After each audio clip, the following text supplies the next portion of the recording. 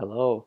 In this screencast, I'm going to show you and talk to you about drawing the lowercase t. Um, the thing about the lowercase t that confuses a lot of people, and it's normal, is that it's partially an ascending character in the lowercase, because it does ascend above the x height, but it actually is not an ascender character where it's like the f or the lowercase b, lowercase f that is, the lowercase l, where it goes up to the ascending height or even up to the cap height. It is not. Depending on your design, it can be a little bit taller perhaps than some other designs, but for the most part, it's something where, let's say we have a relationship of, oh, sorry, we don't have any caps in this typeface, but let's say that we did have a capital, and we can see our capital height here, and our ascender height is going to be somewhere up here based on this design. The T is going to come up, like the top of the T is going to maybe come up to here, but it's somewhere between the cap height and the X height. So, in order to draw that character, we're going to put the T in here. Now, in this typeface, I don't have any examples right now of a spur shape for a lowercase t, but I do have some critical things. I also don't have a crossbar, but I'm going to make some decisions now based on shapes that I have. I'm just taking inventory. So we have the eye. Okay, we can start again by using this. So what we're going to do here is we're going to use this shape. And what I'm going to do is I'm going to use the knife tool and I'm going to cut the shape in half. And now here's the thing. This is going to be for an old style typeface like the one that we're working on right now. So I need this T to have a curve down here that goes probably down touching the undershoot and then curves up here. And then there needs to be a spur, a sheared off spur on top, and a crossbar. So what I'm going to do is deal with the bottom half of the character first.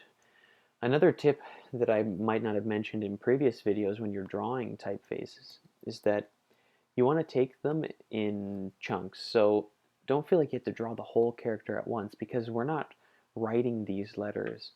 We're constructing them.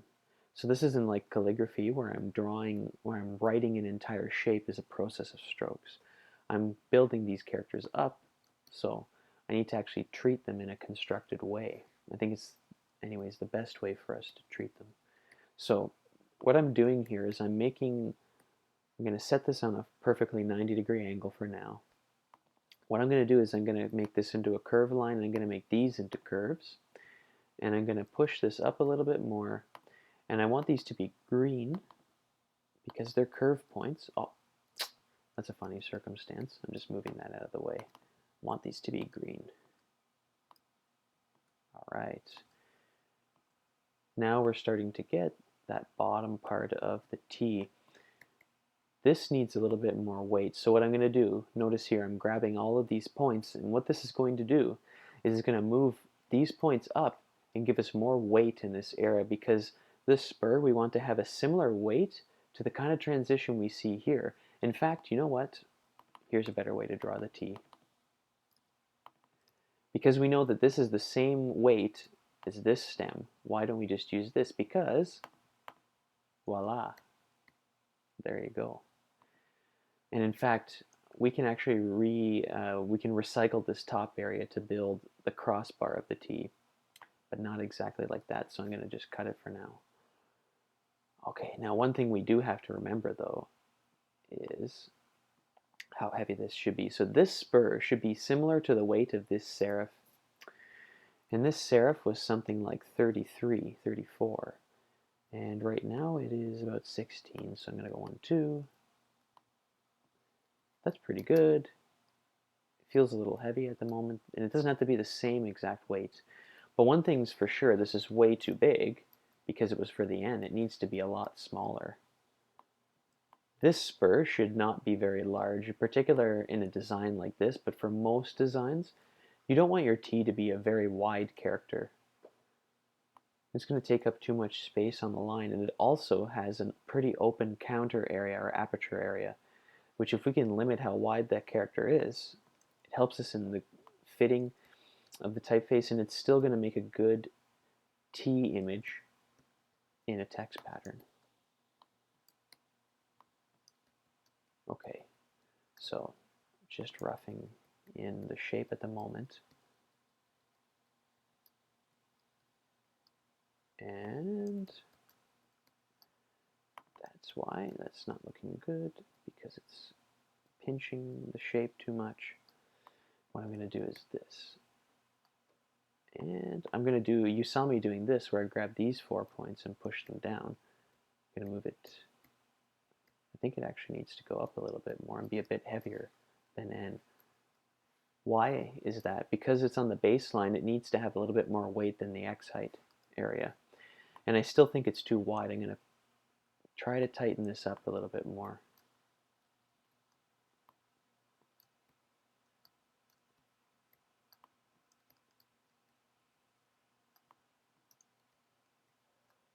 And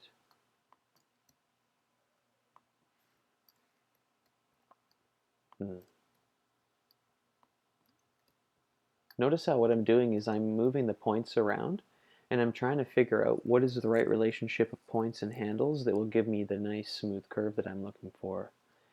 This isn't perfect right now, but it's going to give us a good example of the general structure of building this character. Because if I was working on this, or when I'm working on a typeface, what I do is I rough the shape in when I'm designing, and I come back and I'll touch it up and make it really crisp and smooth afterwards. In fact, I think now this is too heavy. So 1, 2. Okay, that's better. Now let's deal with the top half. This is working pretty well on the bottom now. Okay, so this top half. Now, for the T, we want there to be a spur on the left side. And if you think about the way that the pen moves through this character, you draw one stroke, and then this side comes across like this. Starts here, exits, and ends here. So what I actually need is to reflect this, because I want the spur to look something like this, and it should sit around the X height area. And I need that crossbar to be sitting on the X height line like this. So actually this point here, this point, should touch the X height line. And I want this to be perfectly parallel, perfectly at 0 degrees. And I don't know how heavy I want this crossbar to be right now. But what I do know is I want these to line up. And so I do this. Use this as a guide. And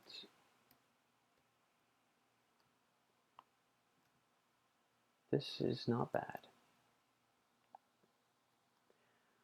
And I'm going to blend them now, merge them. Now the thing about this character, usually what you tend to see is a top like this. That's usually, really the T is just that kind of shape. Notice how it's just floating somewhere in the middle of these two areas. That is usually the T in this style of typeface. And I'm going to just tighten up the side bearings a bit so it gives us more of an idea of how this will fit. No, not that much. Okay, and that's too extreme. Okay. Sorry.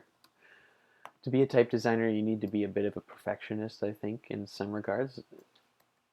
So that's why you see me touching up these shapes all the time. It's just my habit, and my methodology is going back and forth kind of thing. All right, so this can also tell us a few things. What you notice about this T right now is it actually feels, to me, like it sits a little too high in comparison to the N. So what that tells me is that maybe my N, if this is how tall I want my X-height body to be, maybe my N and all these characters with overshoots are actually sitting a little too low. And a way that I can get an idea if that's the case is I'm going to drop this. So this is the first X height specific character we're really drawing. What if I push this down? That actually feels better. So what that means is that I would have to go back into the typeface and I would have to actually change the X height. But if I thought that actually these N's and O's worked well this way, like this was ideal, maybe what that tells me is that actually maybe it means that I need a slightly shorter X height um, to accommodate that. So what it's going to mean then is I'm going to measure this. I'm going to say this is, it's 10. So I'm going to go into my info and my masters, and I'm going to just make this 410 instead. We had to be on the right master. So, and we were. And actually, it looks like it was actually 11. All right, and then obviously, you know what, we can just leave that alone for now. And did not switch.